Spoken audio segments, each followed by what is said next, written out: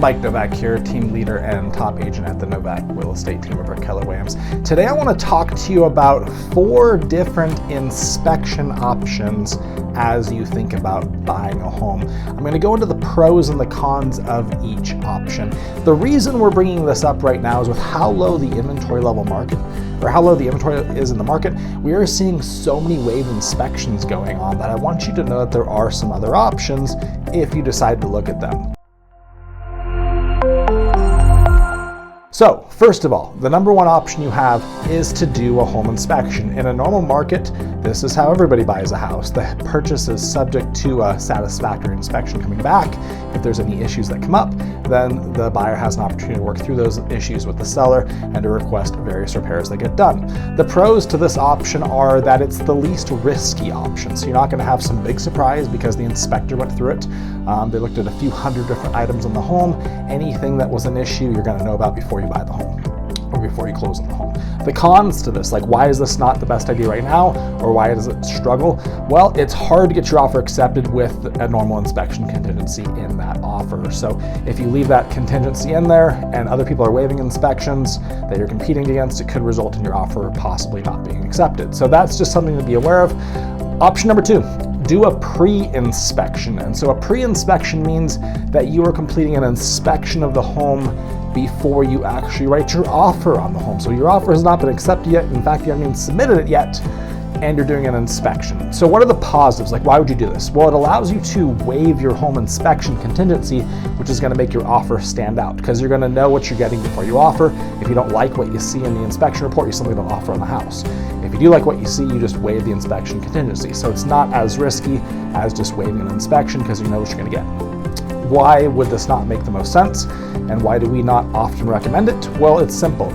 It can take offering 5, 6, 7, even 8 times in this market before you get an offer accepted.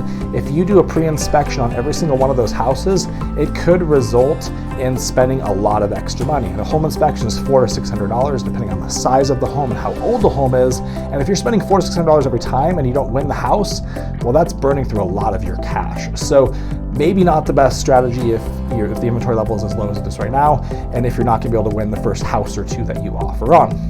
The third option, you could waive your inspection, and this is what a lot of buyers are doing right now.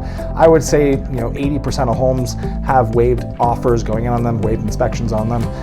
It's just a very common strategy right now just because it's so much easier to get your offer accepted. This is a risky strategy, full transparency. You could possibly be inheriting a huge liability. Oftentimes the things that come up in inspections are things you can't see when you walk through the home, things that are in the attic, that are in the crawl space. And the big things that concern me are mechanical and structural issues, which are hard to really know when you walk through the home. So it is a risky strategy for sure. And we like to be very, very clear with that. If you're thinking about waiving the inspection, there's some risks that go with that. It is a lot easier to get your offer accepted. That's the big benefit of it. There is kind of a version A and a version B of this strategy. Version A is just to waive your inspection.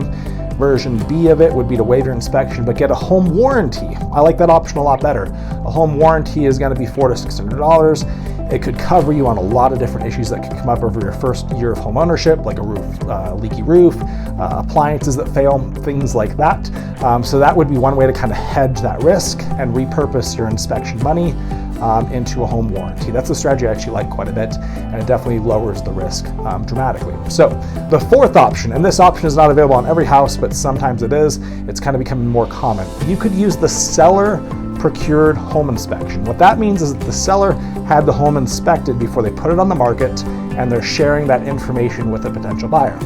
I love this option because you don't have to spend money as the buyer to know what you're getting, and so you can offer and waive your inspection if everything looks good. If it doesn't look good, you simply don't offer on the house. It's that simple, and it doesn't cost you any money. So that's the best strategy if it's available. Unfortunately, you don't control that. It's up to the seller if they've done one or not. But in a lot of cases now, we're seeing a lot more sellers doing that just so they can have a waived inspection on any offer that they accept. So one thing I do want to mention on this, a lot of people have this fear that an inspector is going to lie or mislead or hold back information on an inspection report if the seller is the one that paid for that inspection. Get that out of your head. That's not going to happen.